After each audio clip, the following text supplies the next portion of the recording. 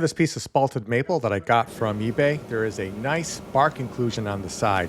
I'm going to be a challenge to turn that because that bark inclusion is going to cause problems. At the same time, that bark inclusion, there's going to be a lot of stress to the wood. There's going to be a lot of figure around that bark inclusion. So I want to keep as much as I can of that bark inclusion. That means I'm going to have some cracks on the side that I'm going to have to deal with. So I'm going to mark center and try to find the center of the block. Then I'm going to take my compass and give me a nice circle that includes as much of the board as possible, ignoring the fact that there are cracks on the long grain end of this. I want to remove as much material as possible with the bandsaw. It gives me less to do with the lathe. It makes it a little easier to mount.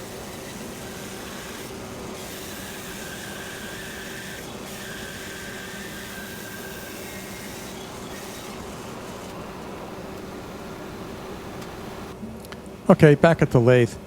Mounting pieces like this with the lathe turning used to scare the crap out of me, but now it's kind of fun. I kind of like it. So I'm going to clean up the outside just by taking my favorite bolt gouge and making it round. I've got to be careful of those cracks, and I'm going to have different density of the wood around that bark inclusion, but it's really not that big of a deal. I keep checking here for a round, bringing it across, getting myself a bowl, trying to maximize as much wood as possible because I know around that bark inclusion there's going to be a lot of figure.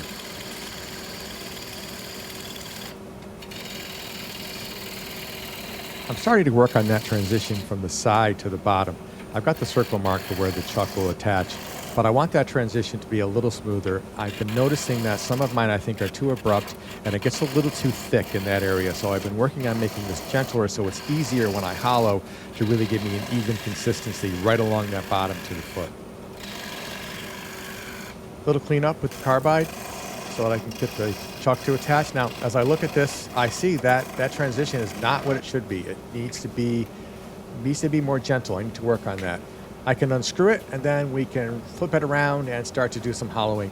This is a rough turn because this is a very wet piece. So this is just going to be the first turn, and then we'll come back in a few months and we'll clean it up. Getting another look here of the bark inclusion along that side. That's going to be an issue a little bit. I want to keep it. It's there on purpose. I'm not cutting it away. I think it's going to be spectacular, so I want to keep as much of it as possible. So we start hollowing. The wood's very green, 19% moisture content, so it cuts very easily. But still, I have to be careful because that bark inclusion, I don't know how well that blank is held together there. It could come apart on me, it could come flying out, and I don't want that because I think there's going to be a lot of figure in there. I can't wait to get in there and see what's around that. But I want to save that bark inclusion, and I don't want to get hit at the same time. So it's a balancing act of how close I can run this without trying to get a catch here and ruin the piece.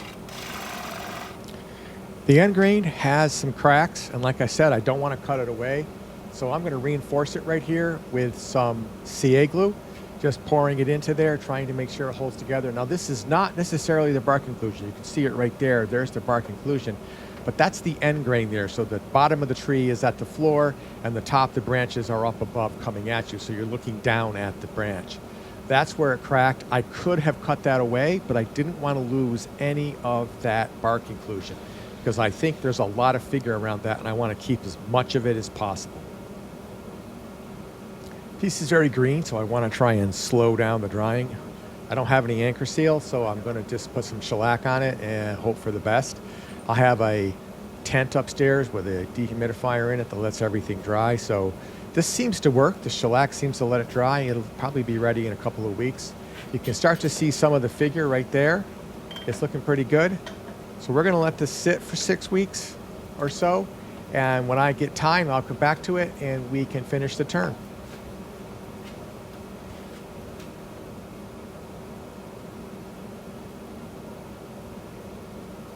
Okay, it's a spalted maple bowl that was originally rough turned April 5th, 26. It was 19% moisture content then. I have since checked it again and it was 6% moisture content. So I'm going to mount this into my lathe. First we're going to work on the bottom. We have a foot, but we need a little bit of work on it. I'm going to use the lathe, the Stronghold chuck as a jam chuck, so I'll put this in here, bring my tailstock up, Refind where center was when I first rough turned it. Now I'll expand. I'm just going to expand the chuck into the inside of this bowl. Give me a little more friction on it. So we're going to start by making it round, because I'm going to assume it's not going to turn free. Or true, I mean. And it's not, you can see it.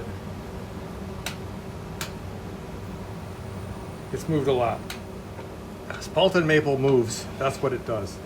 So I'm going to start making it round, finding a new center, truing up the foot, then we will move to the inside. Okay, so we've rounded the outside, and I forgot to turn the camera on. So let's all close our eyes and visualize me taking a bowl gouge and rounding that over and scraping and making sure everything is set. So here we go. Now we're here to sanding. We all saw that together. Nice to use your imagination. We're going to sand this on the outside, and I'm going to learn how to press record.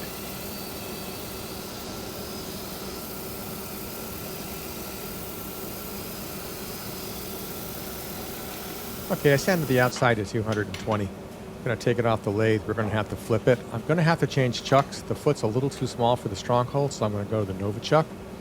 Lock it in there, and we'll begin hollowing. I'm going to start with a carbide.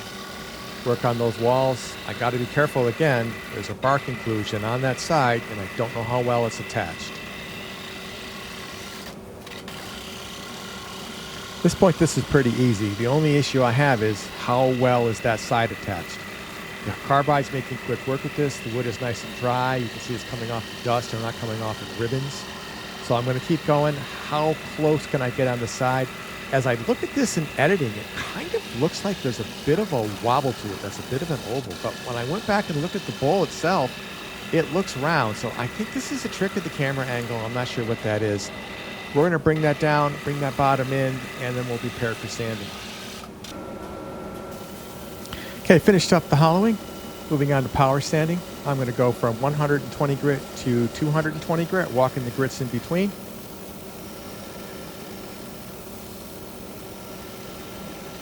After sanding, I'm going to add some Waterlux tung oil sealer. I don't know if this helps. I don't know if it hurts. I don't know. I'm going to put a coat on, then I'm going to let it sit for a while, then I'll wipe it off. You're really going to get your first look here of what the figure is like around that bark inclusion. And I got to say, I think it was worth all the work and worth all the risk. Spectacular bowl, a great piece. This one's coming out better than I expected, and I managed to save it.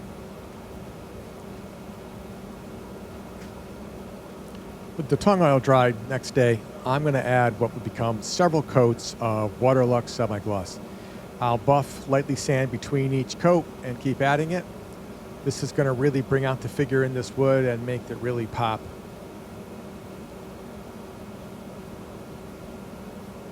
I did this bowl a little different because I added the finish for the inside of the bowl and the outside before I finished the foot. So at this point now, I need to spin it around and finish up the foot. There's some gunk around the outside, and I never drilled for the token. So now I need to drill for the token because I need a place to, well, put the token. But it also gives me a place where I can bring the tailstock up and trap the piece between the tailstock and the chuck so it can't come off and damage me or damage itself or damage the camera. Okay, back to wood turning. I got to fix the foot up. There's some gunk around the outside from the finish, and there are tool marks on the edge of the foot. So I'm going to clean that up a little bit, get rid of those tool marks, get rid of that gunk. I'm also going to flatten the bottom out a little bit. It's not quite concave enough for me. I want to just make sure it sits well on a table. So we'll clean that edge up.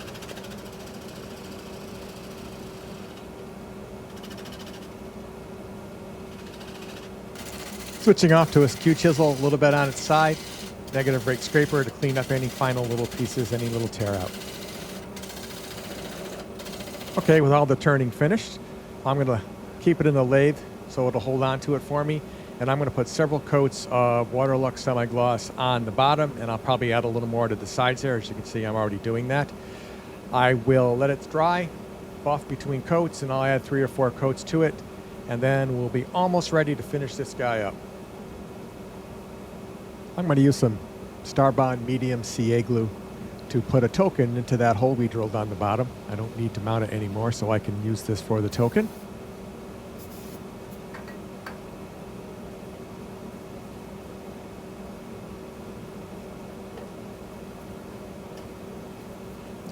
Next up, I'm going to buff this.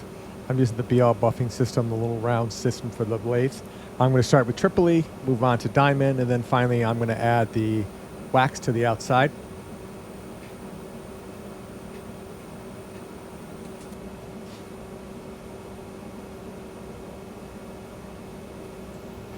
After polishing, she's a beaut. I think I need to work on my corners a little more. I think the radius is a little too tight right here. I should have opened it up more. I think it might get a little thicker down here. I have to work on that. That's a future thing to work on.